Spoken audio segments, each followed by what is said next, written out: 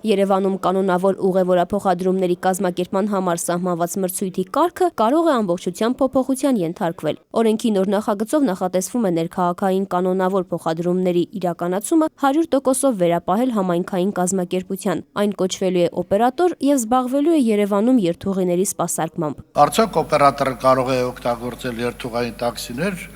օրենքը դա չի բացառում, այդ նախագիծը, այնտեղ որտեղ ավտոբուսը երևի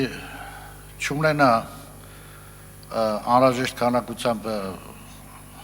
հետ գրման հնարավորություն, երևի կարելի կլինի մարշրուտային տաքսիներ օգտագործել։ Ավտոմոբիլային տրանսպորտի մասին օրենքում մի քանի լրացում եւ փոփոխություն է նախատեսված, այդ թվում փոխադրավարձի վերանայման հնարավորությունը։ Երևանում այսուհետ սակագինը որոշելու է ոչ թե երթուղին սպասարկող կազմակերպությունը, այլ Երևանի ավագանին։ Օրենքում տեղ գտած սակագնի սահմանման տողով ենթադրվում է, որ սակագինը միայն բարձրանալու է։ ՀԱԿ պատգամավոր Նիկոլ Փաշինյանը հոդվածում տրամաբանություն չի տեսնում։ Եթե այսպիսի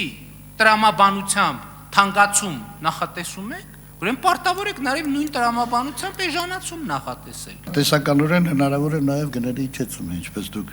արդարացիորեն նշեցիք, եւ այնտեղ ավելացման փոխարեն կարելի է հանգիստ գրել փոփոխությունը։ Այսինքն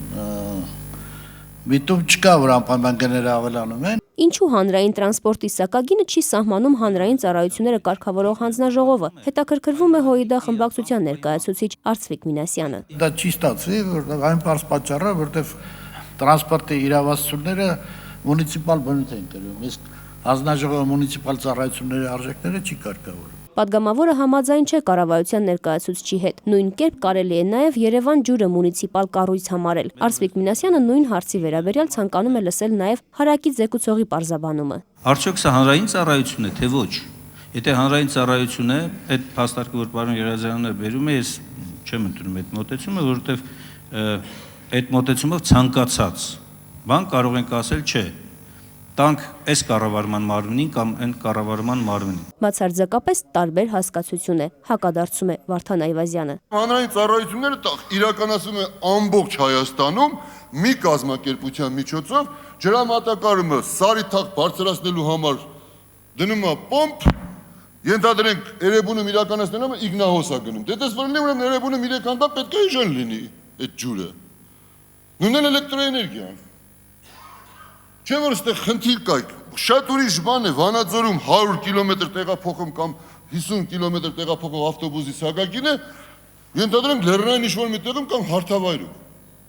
Դա տարբեր հասկացողություն են դրան։ Նախագիծը երկու հիմնական փոփոխություն է ենթադրում։ Մեկը օպերատորի սահմանումն է Երևանում, մյուսը մրցույթի մասնակցության համար նախատեսված լիցենզիաների բացառումը մարզային ուղևորափոխադրումներ իրականացնող կազմակերպությունների համար։ Սահմանված 100,000 դրամ տուրքն էլ պետք է վճարի հաղթող կազմակերպությունը։ Ասում եք, դու պետք է լիցենզիա վերցնես, նոր գնաս մրցույթի մասնակցես, այն ասում գնա մի անգամից մրցույթի մասնակցի, եթե մրցույթը շահեցիր, հենա մի հատ քո տուրքդ կվճարես ու գնաս, տուրքին էլ ձեռք չի տված։ Որ օրենքի նախագիծը կազմելիս ծավալուն աշխատանք է իրականացված, անուրանալի է, բայց ՀԱԿ պատգամավոր Հրանտ Բագրատյանը այդուհանդերձ նկատողություններ ունի։ Ասում է, օրինակ ինքը մինչև նախագիծը ներկայացնելը ծախսերը կհաշվեր ու կներկայացներ օրինագծով։ Հիմա առաջարկում են նույնն անել, մինչև նախագիծը երկրորդ ընթերցման տանելը։ Ես 7-8 հետ հանդիպել եմ։ 7-ից